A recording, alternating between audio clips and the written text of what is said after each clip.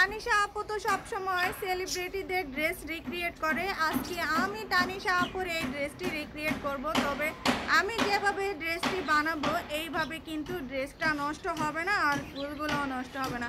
অবশ্যই এই ভিডিওটি শেষ পর্যন্ত দেখতে থাকো যে আমি কিভাবে বানাচ্ছি। প্রথমে এখানে আমি সাদা কাপড় নিয়ে নিয়েছি গাউন বানানোর জন্য। তো দেখতে পাচ্ছ আমি এখানে হাফ বডিটা কাটিং করে নিয়েছি আর সম্পূর্ণ মাপগুলো আমি কিন্তু স্ক্রিনে দিয়ে দিয়েছি। তোমরা এই মাপ অনুযায়ী বানাতে পারো অথবা তোমরা তোমাদের সাইজ অনুযায়ী বানিয়ে নিতে পারো।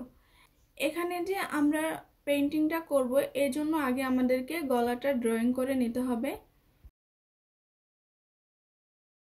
এরপর দেখো আমি এখানে হাতাটা কাটিং করে নিয়েছি। আমি এখানে হাতাটা দিব, তো সে অনুযায়ী কাটিংটা করে নিয়েছি।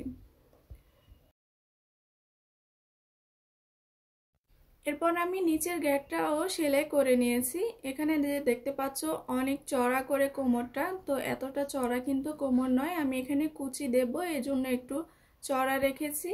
আর এখানে কলি কলি করে আমি গেটটা তৈরি করছি, এজন্য দেখো এখানে চড়া উপরেরটা কত ইঞ্চি এবং নিচেরটা কত ইঞ্চি সেটাও কিন্তু আমি স্ক্রিনে দিয়ে দিয়েছি। আর এখানে কয়টা কলি আমি নিয়েছি সেটাও আমি স্ক্রিনে দিয়ে দিয়েছি। তো এখন আমি এখানের মধ্যে কিন্তু পেইন্টিংটা করে নেব। তো দেখো আমি এখানে কার্ডবোর্ড নিয়েছি, কার্ডবোর্ডের উপরে আমি প্রথমে সামনের পার্টটাকে পেইন্টিং করব, এজন্য সামনের পার্ট হাফ বডিটা নিয়ে নিয়েছি। আর এখানে কিন্তু আমি গলা ড্র করে নিয়েছি। তোমরা তোমাদের পছন্দ অনুযায়ী এখানে গলা ড্রয়িং করে নিতে পারো। তো প্রথমে আমি এখানে তোমাদেরকে দেখাচ্ছি ফুলগুলো কিভাবে পেইন্ট করবে।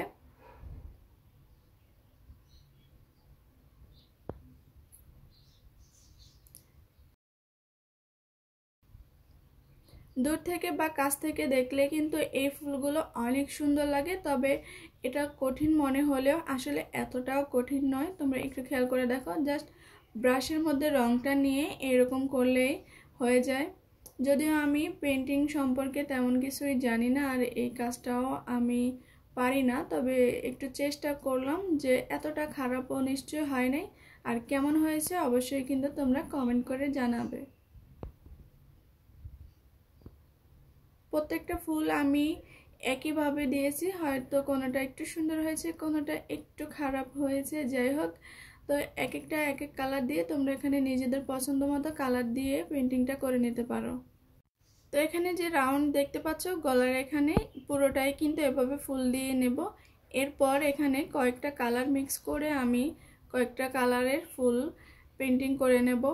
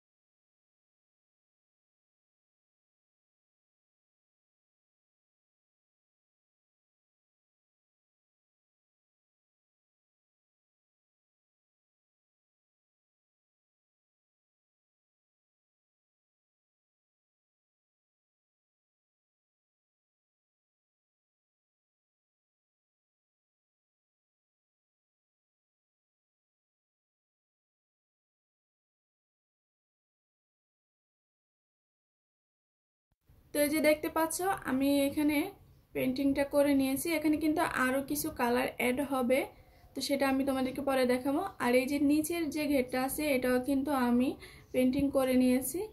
আর এখানে যে দেখতে পাচ্ছ এই যে আমি গোলাপ কিন্তু পেন্টিং করতে পারি না, তবে একটু চেষ্টা করলাম আঁকা বাঁকা করে কিভাবে গোলাপটা পেন্ট করেছি। আসলে তানিশা আপু ড্রেসের মধ্যে গোলাপ ইউজ করছিল, এর জন্য আমি চেষ্টা করছিলাম ওই রকমই কিছু একটা করার, উনি যে যে ফুলগুলো দিয়েছিল। আর এখানে গোলাপের পাপড়িগুলোকেও পেন্ট করে নিয়েছি। তো কিভাবে গোলাপের পাপড়ি গোলাপ পেন্ট করেছি সেটাও আমি তোমাদেরকে দেখাচ্ছি।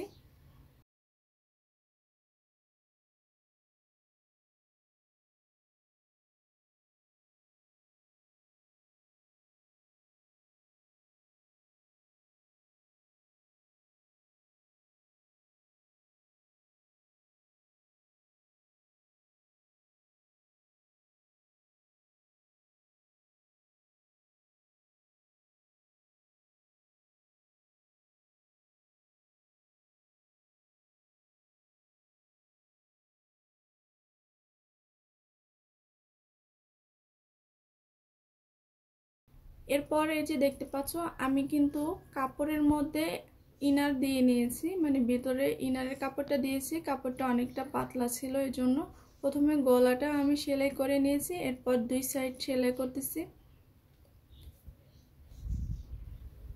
হাফ বডিটা সেলাই করা হয়ে গেলে এখানে আমি হাতাটাও সেলাই করে নিচ্ছি। এটা আমাদের পাপ হাতা হবে, এই জন্য এখানে কুচি দিয়ে নিতেছি। কুচি দেওয়া হয়ে গেলে আমি হাতাটাকে বডির সাথে লাগিয়ে নেব।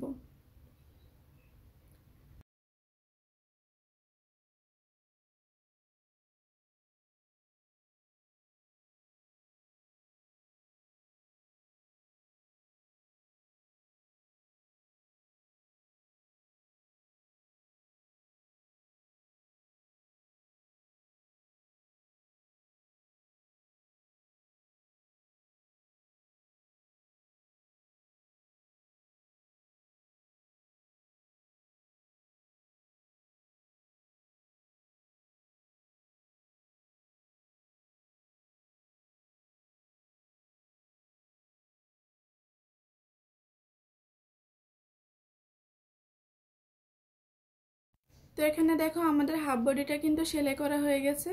তো এই পর্যায়ে এসে আমার মনে হচ্ছে এই ডিজাইনের যদি একটা ব্লাউজ বানাই তাহলে কিন্তু অনেক বেশি সুন্দর লাগবে। তোমরাও চাইলে ট্রাই করতে পারো, আমি পরবর্তী কোনো ভিডিওতে ট্রাই করব।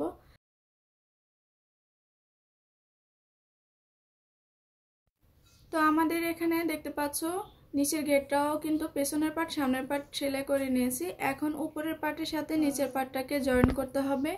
এজন্য উপরের পার্টটাকে সোজা সাইডে রেখেছি এবং নিচের পার্টটাকে উল্টো সাইডে রেখে আমি এখানে কুচি দিয়ে নেব। তো এখানে কিন্তু বেশি কুচি হবে না, একটা দুইটা করে কুচি এভাবে দিয়ে আমি সেলাই করে নেব।